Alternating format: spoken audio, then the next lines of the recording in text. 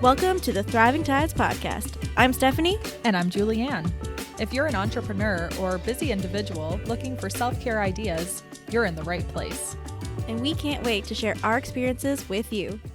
Do you know what I think the ultimate dream is? What is that? To make money while I sleep. Oh, yes. Right? Like, how can I just set my world up that, I still love doing what I do, but if I could be earning extra money as I'm sleeping, I feel like that would just take this big weight off of me. Oh, totally. Be like a game changer. And just imagine how less stress you'd have and all the things. Right? So can we dive into some passive income chat? Hells yeah. Yeah. I'm actually really excited about this topic. It's something that I'm still kind of building. Mm-hmm. We'll get into that a little bit down the road, that I have had a passive income since starting Summer Street Creative, which is pretty great. But before we even get started, what is passive income? What is it? What is it? Well, according to Wikipedia, layman's terms, right? So it's income that requires little to no effort to maintain. Yes. Or to earn and maintain, I guess you would say. So it doesn't mean, I think, and I'm getting right into it here. Hey. I think the misleading part of it is the passive, and yes. People think it's just like you set it and forget it and whatever, but it actually can be a lot of work up front. To figure out what am I even going to do, and then have it be built and have it really effective. But once it's there and it's up and running, that's where it becomes a little more passive, where you might just have to make the odd tweak here and there. And you're not putting in as much effort to just keep reaping the rewards, basically. Exactly. And it's kind of one of those terms that I've noticed that has been it's evaded in a certain way. So some people think that they have a passive income if they actually just have what people call side hustles or side gigs, if you will. Yeah. But they're constantly working at it. So does it quantify as a passive income? Not really. I'm not sure. Again, it's that kind of set it, forget it. Not forget it, but you see cha-ching, cha-ching, cha-ching, exactly. Hopefully. But yeah, it's not if you have, maybe you work full time for somebody else or even, in your own business, but then you have this other thing that you do on the side too. But if every part of it requires your time to earn the money, then that's not passive. Yeah.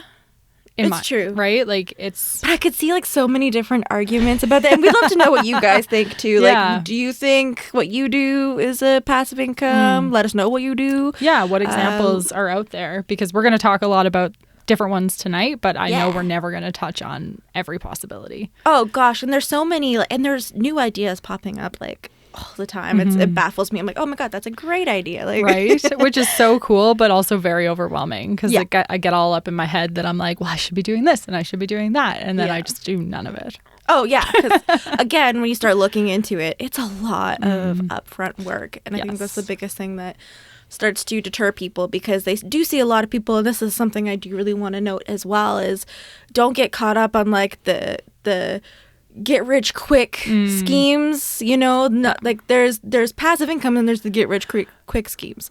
If they're saying it just takes it's just a little bit of an investment and you'll make a lot of money, it's not true. You're going to put in, I could go down a whole tangent on that, right?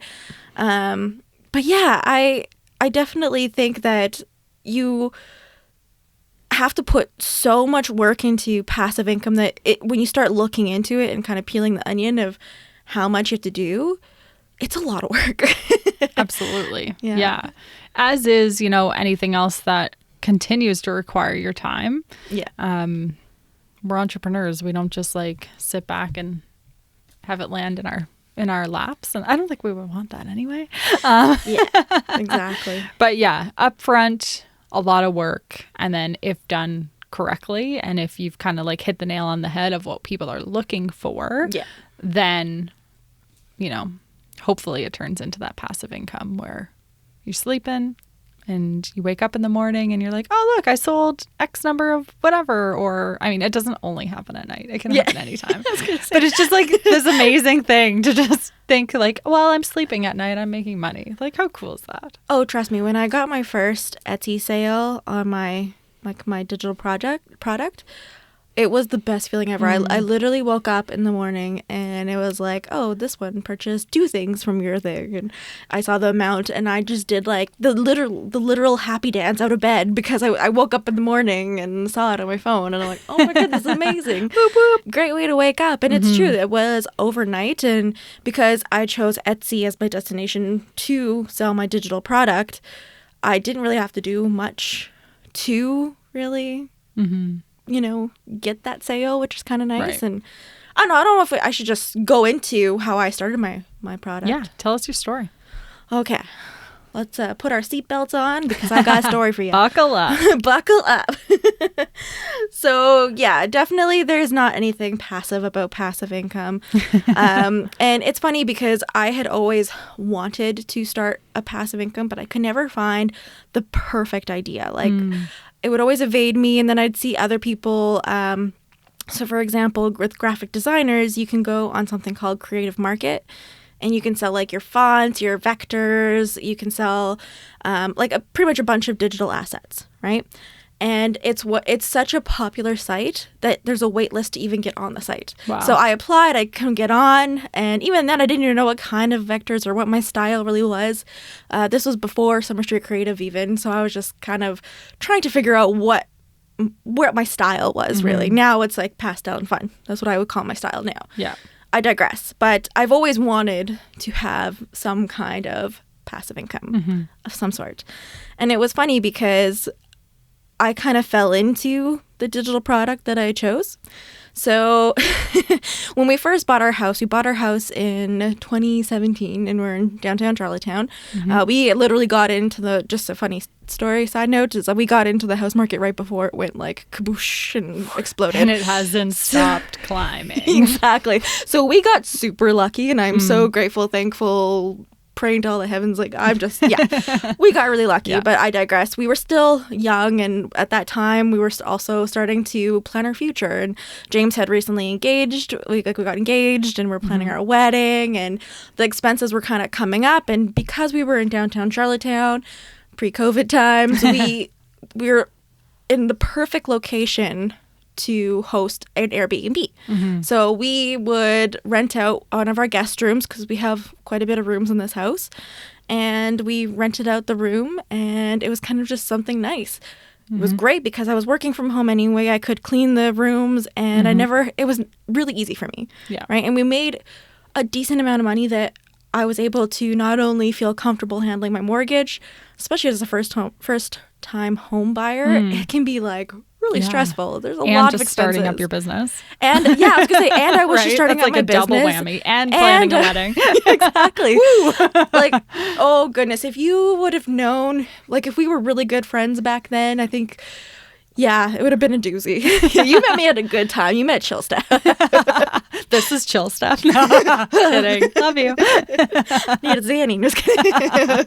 But no, like we had so many costs associated with our life. Yes. And so having that Airbnb was great.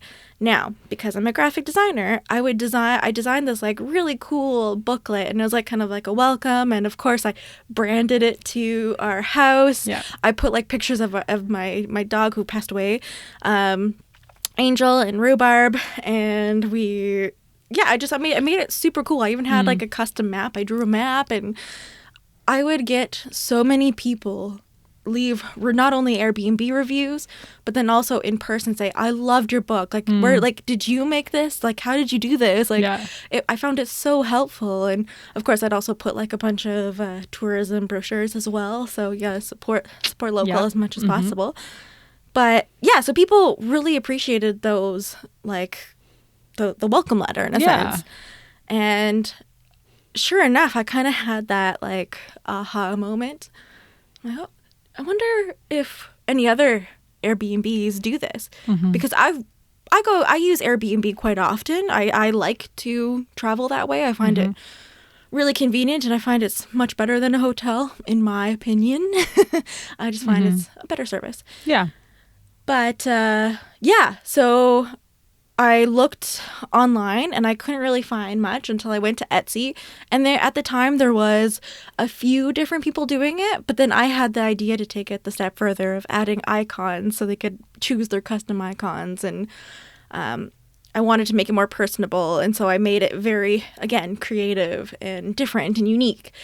And so, I just kind of started making these welcome letters or welcome booklets, I guess you could say. And so I called it Level Up B&B. And it's awesome because all I had to do was create them, which, again, initially creating them, it's a lot of work. At the time I used, so I had to create them through Photoshop.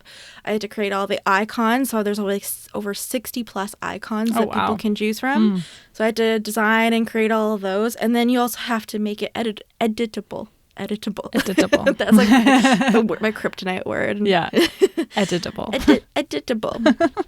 So I'd have to also do that, but then you'd also have to create the listing on Etsy. Like it's a huge step process. Yeah, sounds like it. And I would pretty much just create something, sell it, create something, and at the point, I think if you go on my shop right now, there's about, I want to say 18 to 17, so not even a lot of designs. And I find that for myself, listing on Etsy was perfect. It's all I did. I didn't do any advertising. I don't have a website. I literally just created a logo for it. I don't have no branding for it. Hilarious. Yeah, I know. Because the thing is, again, it's a lot of work, and I wasn't making a lot of money, but it was enough that it was kind of like, I'll just kind of keep throwing some designs. So if I ever had any downtime, I would create a new, welcome letter, I guess we can call it, and then I would launch it. But again, it's the steps that you have to take to launch it, right? Right. Yeah. And another thing too, and this is just for anybody that doesn't have an Etsy shop and doesn't really know, but it actually costs money to even put a listing on to Etsy. Right. It's only 20 cents USD, so it's not a lot, but it can add up if you create a lot of things. So for example, I tested one thing and I didn't get any sales on it. So now I know, okay, that's not going to make me any money. So I'm not going to keep trying to make, listings with that thing. Right. Right. Yeah. So you can also get the pro account. You can also obviously boost. And hypothetically, I could create, the whole entire brand and marketing. And I do kind of wonder sometimes if I did put that effort, how much more I could get from it. And it's funny because they do have your analytics behind it too. So I did look at that. And to date, since I started, because let's talk about numbers. I love those. I've only made 189 sales, which is not bad. Again, for doing nothing. I would take that only out of that sentence. True. Yeah, I don't know why I would say only. I think it's because I was, before this, I was watching a video on passive income and they were saying, I got 500 my first month. And I'm like, oh, shit, that's actually really good. That but damn they comparison. Also had, right? But then I also had to step back and they after that, they talked about their email marketing campaigns and their marketing campaigns. And I'm like, okay, that's why. That makes a lot of sense. Yeah. Whereas I literally just created something and I put it out there and I'm like, and that's right. And that's another thing too. It was nice because it was a creative outlet for me, right? I can just create something and I don't have someone on the other side criticizing what I'm creating. I don't like it that. Can you tweak this? Can you change that? Exactly. Yeah. But occasionally I'll get some people that'll write, I really like this, but can you make it this way? And I'm like, thanks for the input. I'll see what I can do, but currently I'm not making any new styles. And I have the input. Yes. You know what I mean? I can create it, but I don't need to create it. It also doesn't guarantee the sale, I guess, too, right? If you were to take their input, then they might be like, okay, cool. Well, but not necessarily go buy it. Do you want to know a funny story about that? I do. Tell me. I actually did have someone that said, I would really like a Christmas themed one. And so I did a Christmas themed one. And sure enough, didn't make any sales. Aw, And that's too I bad. even messaged that person who requested it, said, hey, I made a Christmas one. And they're like, oh, yeah, we changed our minds.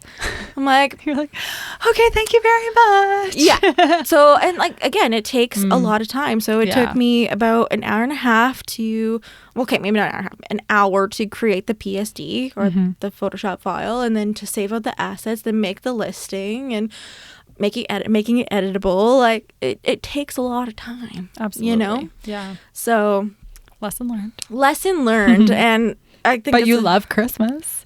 I so do you probably had a love little fun doing it Christmas. too. Yeah, it was a lot of fun. But yeah, actually, I ended up taking it off because it also just didn't fit my store either. And I think, fair. again, like from Then it stands out. And and if you're paying per listing and it's not selling. exactly, I replaced it with I made like a eucalyptus style, and that one actually sells quite a bit. Yeah. Very 'cause zen. it's very zen and clean, and you know, and yeah. Cool. So, but yeah, it's really cool. Like right now, obviously, I looked at it, and so yeah, I made 189 sales, and so that equals to about under $4,000 in 2 years, which isn't bad. Yeah. And in the last 6 months, I obviously have not made anything. Since COVID, I haven't made anything. No one's obviously There's no listed. Airbnb happening. Exactly. So now it's kind of like a weird thing where, and I'm just, again, being super authentic and open with you guys, but I'm kind of starting to rebuild it right now and put more styles, because I know that even though we're not traveling right now, we're eventually going to travel. And I know for a fact there's so many people that are, well, can't wait to go traveling, looking at you, Julian. Get me on a plane. Exactly. So I think like once we're all able to travel, there's going to be a huge boom in travel. And so I want to be there when people are rebuilding their Airbnbs. And there might be Right? people just jumping in on it because they've lost income over COVID and they need to get that back, Exactly. things like that. So And it's yeah. only a $9 instant download, and you can edit So and print cool. it at home. You know what I mean? So right now that's where I'm kind of at. And plus, when I had originally, another learning thing too, is when I first built my product, I have it so that it was edited through Adobe Acrobat. But the problem with that is I was having so many bugs when it came to like them putting in their own icons, and everyone wanted to make it more customizable. So they wanted to change the colors, they wanted to change the fonts, or, you know, move things a little bit around, which I totally get. Yeah. So I noticed that a lot of my competitors started moving from like Adobe Acrobat to Canva. Okay. So now I'm noticing that people that are still actually making sales, which I think is pretty crazy, in like the same sphere, are now selling through Canva. So again, you got to listen to your market. I'm realizing, okay, the way I'm doing it's not working. I'm also getting a lot of like, I got one really bad review because this lady was having such a hard time, and I messaged her, but she never messaged me back. For some reason, she wasn't getting my messages, so she just left me a bad review. And I'm like, I could fix this for you. And Etsy, you don't want to get a bad review, right? Yeah. So that was unfortunate, and that was a learning lesson for myself. And so now I'm kind of going back and having to put everything on Canva. And again, that's another, I have to redo all of them. Do you know how much time that takes? And Sounds like a lot. It's exactly. And like, luckily I'm able to pick up Canva quite easily, but it's also a cost, because in order to get a shareable link for them to be able to edit it themselves, you have to have Canva Pro. And I think it's like 180. Oh, I don't know. I wish I would have got the number, but it's a pretty hefty cost for a full year. Right. And that's that an it's annual cost too, right? An annual cost. So that's another cost I'd have to factor in. So how many sales is that going to take for it to break even? Right. And then for me to make you know what I mean? And then that's to make money. And exactly. And so that's something that you also have to consider when you are thinking about starting a passive income. What are the costs associated, and will there be costs up front? Will there be changes? Like, will there be a friggin' program like Canva that everybody wants to use now? You know what I mean? Yeah, so true. It's become like the new, anyone who's not a graphic designer can like pretend they're one in a way, or like designer of many different ways, right? It's Oh, exactly. I mean, you still see some pretty terrible Canva stuff that comes out, but you can look like a pro using totally. that, which is cool. What I will say with Canva, and it's funny because I always have this conversation, people always say, oh, you must hate Canva because it's taking away your job. I'm like, not really though, because the thing is a lot of people are, going, like they're using the templates. Mm-hmm. And the problem with the templates is just like Vistaprint, you can point out when someone's using a template. You know what I mean? Or stock images, right? Like exactly. I see like so many things with this same girl that has like a boss lady mug on it or something. Yes. Like, and I'm like, come on, people! Like scroll down a little bit when you're going through your stock images. Like pick something else. Exactly. And so that's the thing. And like I get it. Like when you're first starting out and you have a low budget. The thing is, I'm probably not going to be in your price point anyway. Yeah. So if Canva is affordable, and like Canva for free is actually really good. It is. And the thing is, I totally get it. I have no grievances about that. But when you are making the money and you can hire the graphic designer, I do suggest getting the graphic designer because they're going to make something super boss for you. That's just my opinion. Especially staff. Yeah, especially me. Just kidding. But that's the thing, though, is Canva is kind of like I have a love and hate relationship with it. Now I have friggin' the pro Canva, so now I'm going to have to get better I'm at it. excited to see what you're gonna make with it. Oh, I've already started. Like, and that's the thing too, because we're doing this episode. I'm like, I need to really get this out here because I do tend to put it to the side more so than the other things. I am very unfortunate, I don't really know how you could see it, but right now I'm going through a period of very slow times and I'm waiting for a lot of projects to start and or projects that have been paused. So I have the time and the opportunity to work on these passive incomes. Yeah. But it's just, it's a lot of work. Yeah. And it's lining up like when you're feeling inspired to do it, when you've got the ideas flowing and all that kind of stuff too, right? Like, but no, I think that's really cool. And like even coming back to what we were saying about like the cost of Canva or like any other expenses that might be needed to do a passive income, like we say passive income, but it's not necessarily passive profit, right? Like you have to make sure that you're doing it in a way that's actually going to make you a profit in the end and not just be generating and hopefully breaking even. I mean, you might be that way for a little while, but as with any type of business initiative, the hope is to actually make revenue, right? Yeah. Exactly. Like let's take some money home in our pockets here. Exactly. That would be nice. That's really cool. I love that story. And so this isn't the end for you. Like you're going to keep building this. Do you have ideas for any other type of passive income, or is this going to be your main focus? Oh, I have so many ideas. Are you going to tell us, or is it a secret? Not really. I know people have probably heard me in passing talking about other different things that I'm working on. So, for example, like I was working on a book. That has kind of plateaued right now just because, again, I'm one of those people I need to be super inspired and feeling really creative about it. And right now I'm kind of in this big writer's block because, I'm not really a writer in a sense that I'm still learning how to write. I'm still trying to find my style even as a writer. Yeah. So it's kind of hard I've never written a book before. So I'm kind of in research and development mode with that. But that's a potential passive income down the road. I've toyed with the idea of courses and stuff like that, but I haven't found like the perfect one yet. And technically, eventually this podcast hopefully will be passive for both of us down the road, once we start getting those numbers and we have our website, we can have affiliate codes. And I think we should actually go into some ideas of other passive because I'm kind of already talking about them right now. Yeah, let's do it. I feel like there's no limit to the ideas that are in the world for passive income. And I'm looking at your list right now and I love it. Yay. Because I was like, And I was, of course, thinking like very, very narrow-minded of like, what could I specifically do versus like this broad, like what are all the options? So thank you for thinking big. I'm so full of myself now. I was just like really excited about it and I wanted to figure something out for myself. Yeah. But so you mentioned like writing a book, maybe some courses.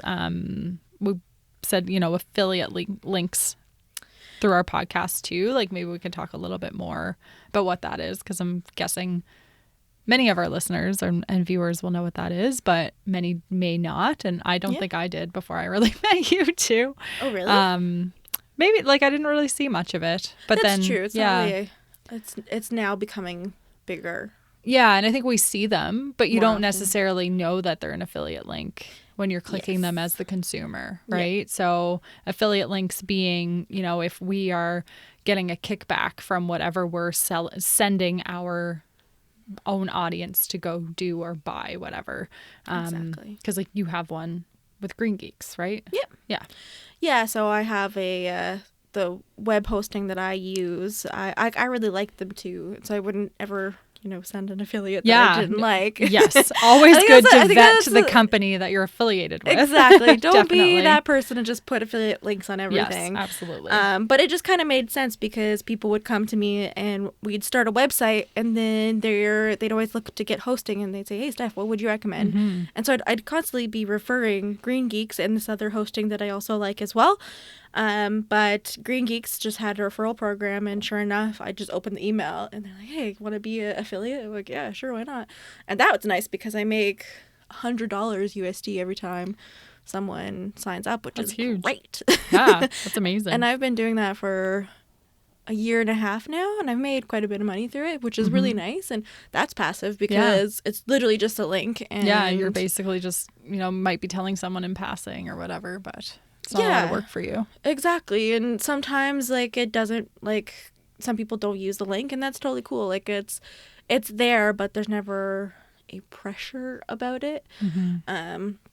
But usually you'll see affiliate links a lot in blogs, I've noticed. Right. Which blogs is another place that you can also sell ad space too. So that's another revenue stream as well. Yeah.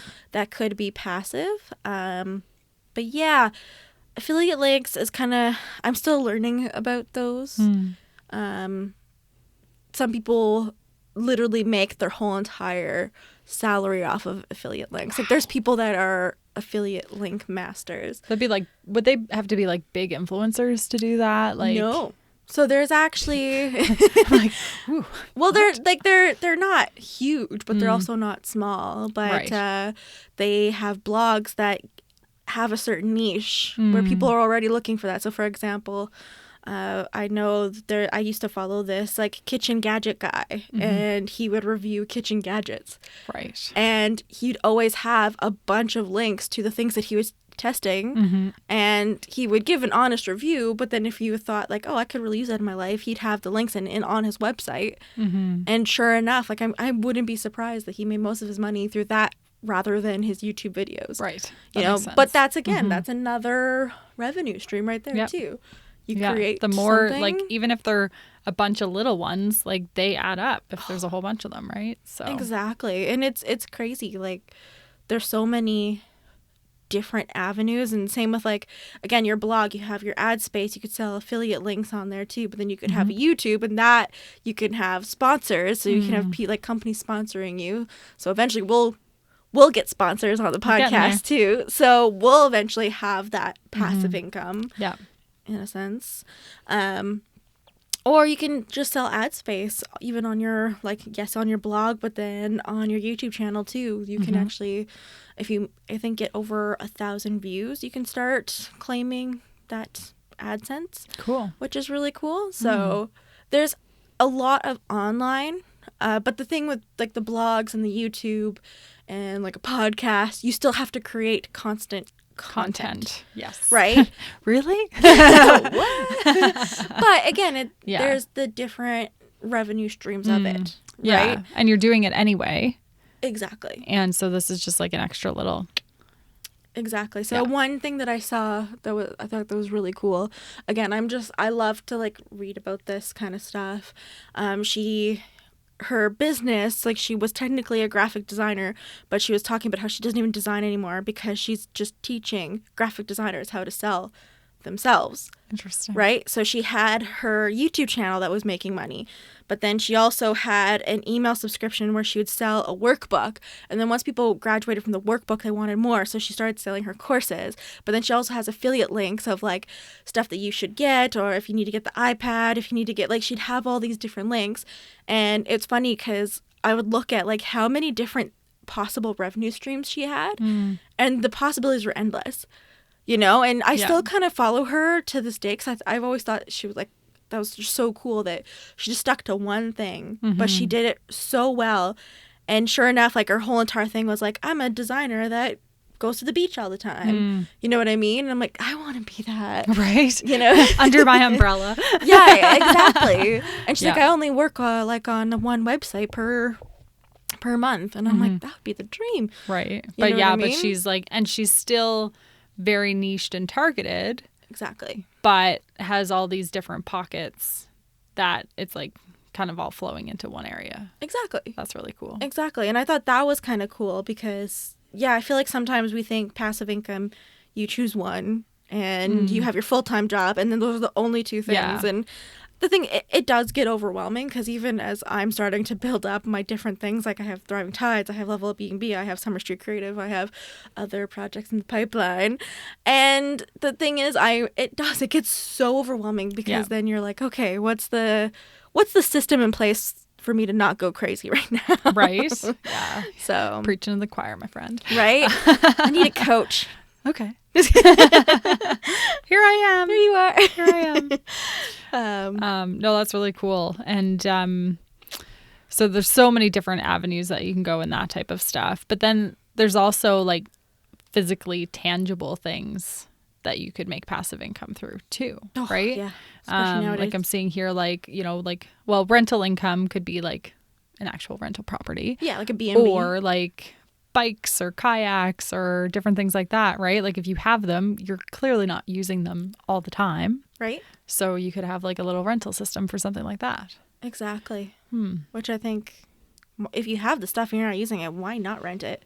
Yeah, you do run the risk that if someone, you know, damages your kayak, you're out of kayak, but I feel you'd want to like- look into all the liability. Like here's my old insurance world Yeah. popping up like, ah! Red alert, red alert. But, you know, still, like if you don't worry about that part, you should. You should, but Yeah, there's different things you can look at there. Or yeah, like I see too, like, you know, a truck, like helping people get, you know, A to B, things like that.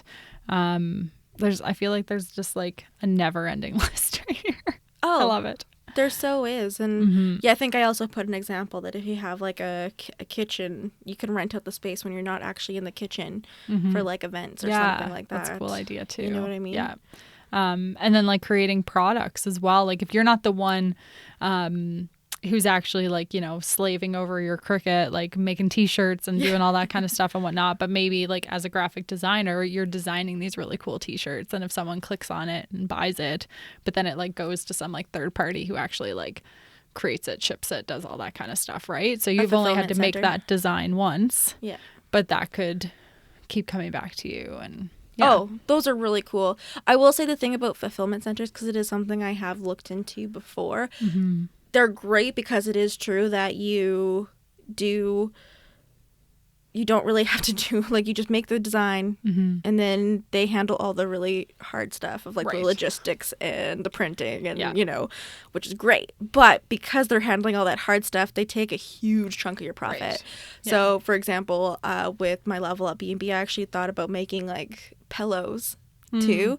And so I did my research. I found like a really cool one and I watched a whole bunch of videos on their products and I saw reviews about their products and they looked like a really good company. I started diving a little bit deeper and I'd have to sell the pillow at an extreme price to make any kind of profit, you know, and like it'd be great if you're trying to think of like your numbers, you know, maths. I'm not a maths person, but I'd have to sell at least like 100 to make enough of a profit to make it worth my time. Yeah. Which is like really sad in the grand scheme of things because how many people are buying that many pillows? Right. You know? Especially at friggin' $50 a pop. Like. Right. And it's probably one that you're like not even really supposed to use. It's just like a pretty decorative one. Oh yeah, it's a throw pillow. Yeah. So, yeah. But and that's the thing. But that's why it's good to look at like what are the costs and you know all that kind of stuff. But I guess like how strong is your desire for it too? If you're like the world needs these pillows, then maybe you would have found a way to make it happen too, right? Like. Well, and if my positioning in the marketing or in the market was that I am the expert and that I do have a following and that I am making like a shit ton of sales, then yeah, I would totally do it because it would be worth my investment. Right. So like, for example, I see if you watch like YouTube, you'll see a lot of people have merch, right? They usually have a lot of eyes on their product when they represent their merch, they have people, and they usually always use like a third party fulfillment center to do their shirts. Right. But they're getting like a whole bunch of eyes that they don't have to worry about it. For them, it'd be too much. Yeah. But then if you're small and you're starting out with, maybe just to, grow your money, figure out a different solution. So that's when like you'll see people like doing like the cry cut, or finding somewhere local that you guys can like make a profit cut between the two. Yeah. I'm not really sure. That's fair. But yeah, it all comes down to the numbers. Exactly. And just to kind of jump off of that, you'll also see some people say that and this was like really big, right? I think it was like early 2019. This was like a huge thing. I'm pretty sure it was drop shipping. So it's kind of similar, except the only other, not downside, but the thing is some people never even saw the product. They'd have that third party in between selling the product, but you never had any design association to it. So for example, the fidget spinners. Right. So many people drop shipped those, and people were making a killing because everyone wanted to drop the thing. Go on Amazon, you put your thing on there, get a whole bunch of reviews, and drop shipping became like a huge thing. I don't hear people talk about it as much anymore. Right. Because I think more people are becoming aware that there are companies that are selling these cheaper products to other people that are then boosting it up. And that's why another reason why Amazon has become kind of dicey, because a lot of people are getting a lot of products that are very cheap or knockoffs to the original, and they're realizing, hey, I paid pretty much close to the equivalent of a properly made one, or like the non-knockoff. So so it's kind of a catch-22. I have seen some people do really cool drop shipping where they actually make like a they've checked out the product and they know the product's good. It's just a matter of selling it. Right. But there's an art to that, and I also feel like there's some people that just take advantage of it too. So that's my 2 cents on it. But and I have no sense on it. I'm just here soaking it in like all of our listeners right now. Interesting. Yeah. And then a whole other avenue, like we're talking about money, was like stocks and, as you say, all that financial stuff. Money stuff. Which is, like so I have a number of investments that, like, I have a financial investor or financial advisor who takes care of all of it, because I just don't have the desire to research and set my buys and my sells and do all this stuff. But I love that it's like, I know it's there. I've got it more in like, most of it in like the long-term stuff where it's like less risky, but is slowly growing over time. And I'm not really thinking about it. And especially as an entrepreneur, like that's really important to me, because like I don't have a pension. I don't have stock options. I used to have those things. Yeah. And that has helped me with this little nest egg that I have now, continuing to grow in the background. But Dave has gotten really into stocks in the last little while. Has he? Yeah, him and a couple of his friends, man, like they're hard to hang out with at times. I love them. But when they get into their stock talk, I exit the room. Yeah. Most of the time, depending on what types of companies they're talking about, because sometimes it is quite interesting. But you really... like, I don't know how passive it is. I guess it depends on how active you feel like being, right? Yeah. So some people, like, that could be your full-time job, is trading stocks, and you can make a lot of money doing it. But it's not easy and it's quite risky. Yeah. But then for some of the other stuff, like it could be like if you're playing the long game, that can be a little more passive, because, you do the work up front, figure out where you want to put it, and then you can just like kind of set it and forget it and see where things are going. But that's an interesting world in itself, for sure. I was gonna say, I wouldn't mind talking to someone that knows that a little bit more, because you talk about stocks and my eyes just glaze over, like, what? Yeah. Or even investing. I really need to get we should get a guest in at some point who can make it fun. Yeah. And interesting. And talk to me like a teach child. Us lots of things. Yeah. Because there's a lot of really great financial advisors here on the island as well, who run their business like they're an entrepreneur, even if they're under kind of the umbrella of another type of company. So I think it's would be a nice fit for here. Right? Yeah. So yeah. any suggestions, folks, let us know. Or we'll do a bit of research ourselves and see who comes up. But I think that'd be a really cool guest to have one day. I said that'd be wicked. I'd have so many questions. That'd have to be a 2-parter interview. I feel like. Yeah, probably. Please fix my money. Tell me all the things. Oh man, so cool. But yeah, so I guess like my curiosity with passive income too is like, how do you even get started? Because like when I started writing my notes for this episode and whatnot, I started thinking like, what could work? Like, okay, I'm a coach. What does that look like? You know, we talked a little bit about like courses, workbooks, those types of things. Like that's where my mind starts to go. But like, where do I even start? Help me. Oh gosh. Where do you even What do you start? think? Let's talk it out.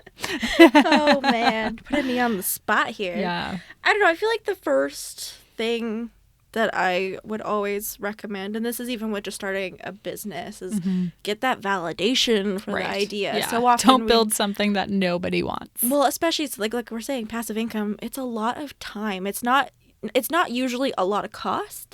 It's usually a lot of time, which, you know, the general saying, time is money, blah, blah, blah, you know what I mean? So you want to make sure that you're spending your time wisely. Time is valuable. So what I would recommend, like, for example, you wouldn't want to necessarily create and film a multi-syllable course right off the bat. Right. What I would suggest is like doing a couple workbooks or sell a couple workshops that are niche to what you want to talk about. Get genuine feedback. If nobody shows up for the workshop, obviously you need to change it up a little bit. And the cool thing of doing that too is you can also collect emails on those workshops and stuff. So then when you are ready to launch that course, you already have people. Marketing. Exactly. So you're already building that kind of hint at, hey, I'm the expert at this right now. So, and that's another thing too. A lot of people will want to do courses, but they're not there yet. They haven't, yes, they've positioned themselves as this person in the field, but they haven't positioned themselves as a teacher yet. And I've noticed that you are, so I'm not worried about you, but this is just for people that... You don't have to rescue me. It's okay. I know that you are like a really good teacher at stuff like that, but I have known a couple people that wanted to do courses, but they felt that imposter syndrome of like, oh, I don't really know if I should do this, and they never even tested to see if they even like teaching. Right. You know what I mean? Yeah. Some people aren't a lot of teachers. people wouldn't be into it, right? Exactly. Sounds like a great idea and a cool concept, but yeah, you have to love being front of the room, virtually or in person, whatever that looks like. Yeah. Exactly. And then the next thing is you'd have to make a plan, and that's also like a marketing plan too, because again, you can create the thing, but how are you getting out into to everyone? You know what I mean? Luckily, if you are selling like a digital product, there's so many different avenues. So there's like stock websites and stuff like that. If you're selling photos and stuff like that, mock-ups. If you're selling that digital product, you go on Etsy. They have their own advertising in there, and there's some people that already go on Etsy for stuff, helpful. You know? So that's great. But then what is your other avenue? So a great thing for passive income, especially courses, is Pinterest. So you'd have to have a really good Pinterest marketing plan. And I feel like I always say it, Pinterest is the most undervalued search engine out there. It's not a social media platform. It is a search engine, but it's I'm going to start counting how many times you say that on this podcast. We'll have to make when we do our merch, I'll have to make a Pinterest as a social or a search engine. Yes. Stay tuned for the merch. Stay tuned for merch. But yeah, I think, and that's something I would start out with in like your marketing plan. How are people going to get there? You're probably going to need a freebie to get people excited and possibly signed up to your email, especially if they are a cold lead. Right. They're not ready to make that investment into that course that is probably a lot of money. You know what I mean? Sell them at the smaller thing. So maybe sell that workbook. But then that's another thing you're going to have to create. You know, it's easier to ask people to spend $15 now, but really hard to ask them to spend like $1,000 first. Yes. Right? It's so true. It's like that tiered approach, right? Yeah. But it's each time that you're going up a little bit, you need to make sure that value is there and that they're really walking away with something that has made their life better. And that you've built that trust. Yeah. You know, like it's easy for me to sell the $9 editable PDF because at the end of the day, it's only $10, you know, and they can edit it and they have it for life. Yeah. Whereas when it's something that's like a course or something that is a little bit more costly upfront, people are going to do their due diligence and look at everything. You know what I mean? And there's a whole art to that too. Like, you're going to have to create a funnel. What does your funnel look like? Do you have time to prepare all the steps in your funnel? You know, is there a place where your funnel's broken? You know what I mean? Like, there's a leak in my funnel. Yeah, like is there something that you're missing of doing, and then setting up that system? So, for example, what I like to use is something called Zapier, and it's cool because I haven't used it in a while though, so I can't really. Yeah, but it's cool because it'll actually send little zaps when something interacts with something else. So, like, if someone signed up to your email, you can, you know, send them a custom email if you want. You can also do that through MailChimp, but that's a whole other can of worms. Yeah. I'm getting way too into I'm like, let's plan my passive income right here. All right, so get your notepad out. So first things first, Julianne, you're going to. Yeah, but no, it's I think this is a good example of, you know, once you kind of focus on what it is, it's still going to get very broad once again to pull all the pieces together to make it effective. So I think that was a very great illustration of that. Thank you. I'm literally taking you through the snowball happening. Right. I was feeling a little overwhelmed listening to it all. I was like, okay, great. What am I doing now? When am I going to do all this? But you know, you pick a way or you figure it out if it's something that you really, truly are wanting to do. And then I guess once it's done, then it's just like, get it out there. Yep, just share it. Right. And even sharing it like with like locally sharing it to your Facebook group. And actually, and this is something that I have never had the balls to do, but I always tell people to do it because I think it's something that we don't usually do, is actually writing personal messages to someone and say, hey, I launched this course. Do you know if you know anybody that would be interested in something like this? Or if you would be interested, if you know that they're kind of looking for something like that, you know? Yeah. That's like my life all the time. All the time. Yeah. Like it can be a little intimidating, and you might get someone that does say no or go away. But at the same time, it's like, what if they could have been a sale? And then you have that, again, you get that feedback loop, and they might leave a review, and then that way when you're starting to build more onto your course, then you can have a review behind it. You know what I mean? It's starting it. It's getting that ball rolling. So upfront work. Yeah. That hopefully will then have you making money while you sleep. Exactly. Love it. Cool. And yeah. So yeah, I love it. I think it's so cool. I think as entrepreneurs, we work so hard most of the time for every single penny. Yeah. Even though pennies don't exist anymore. In Canada. I think they still do in the States.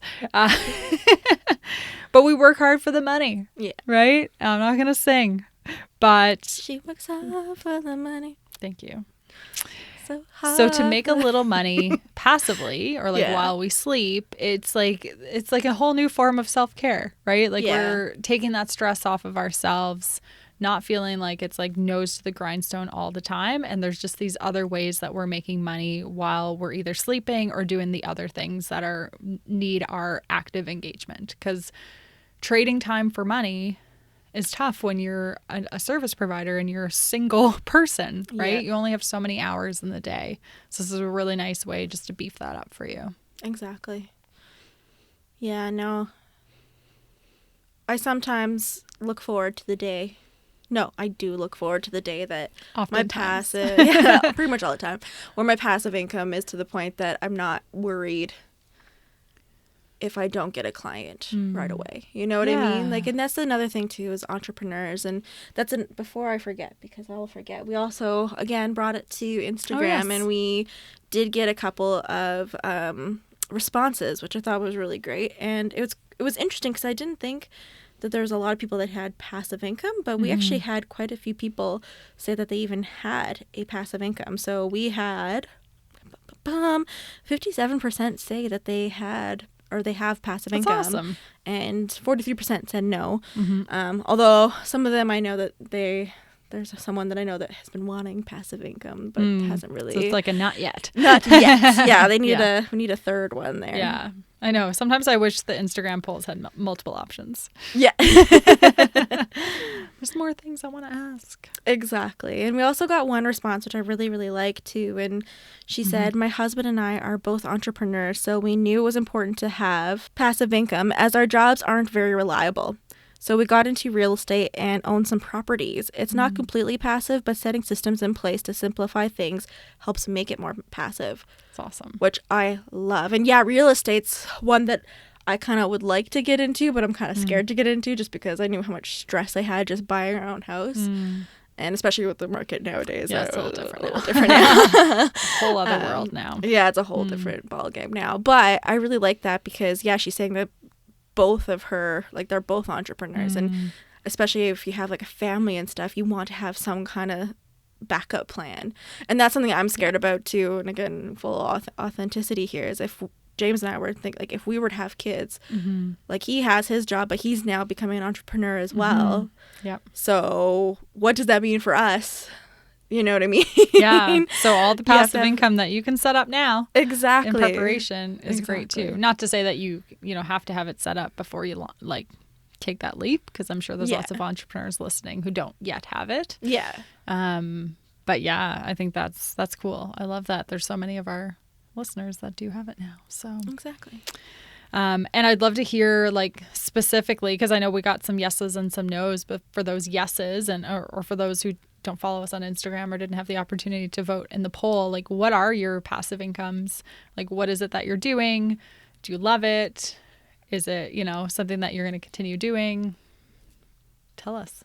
Yeah. Tell us more. I want to know.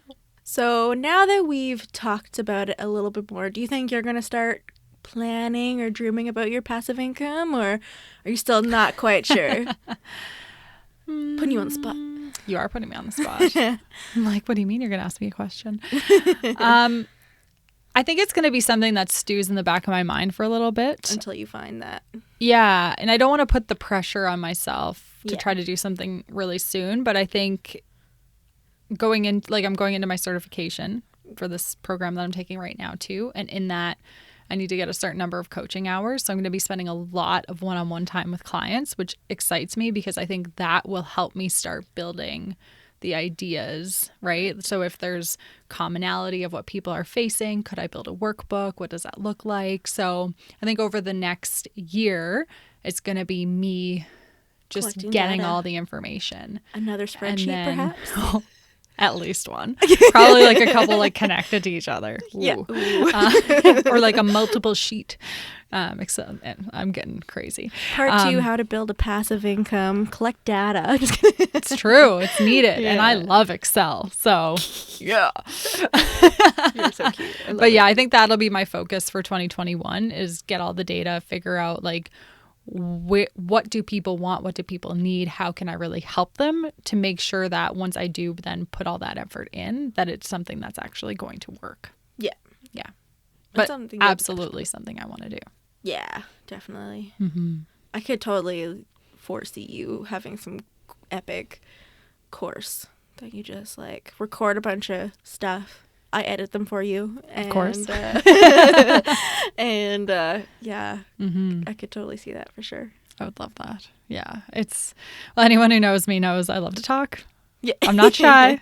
So video format, like video or at least audio is something that I love to do. I don't love writing. Yeah. I'll do it and I can do it, but this is my preferred format. Where you shine. Yeah. Yeah. Yeah. So stay tuned. 2022. Watch out, world. Look out. All the passive income for me.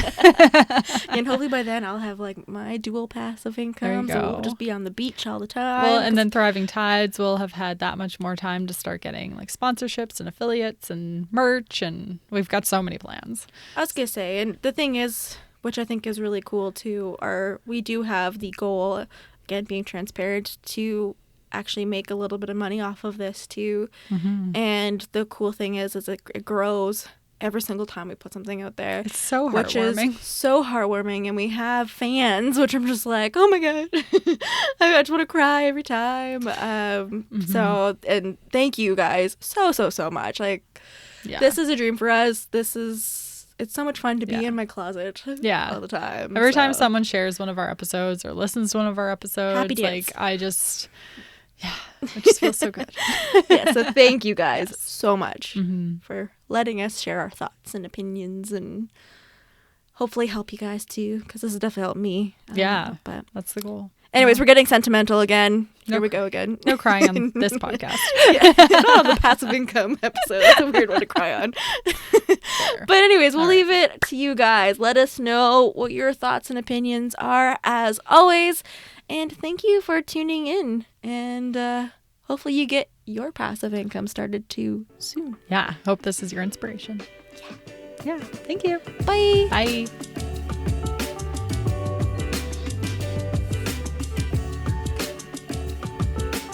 Thank you for joining us for this episode of Thriving Tides.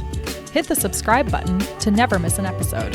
Follow us, Thriving Tides, on Facebook, Instagram, and now YouTube to stay connected. And remember, don't fight the rip currents.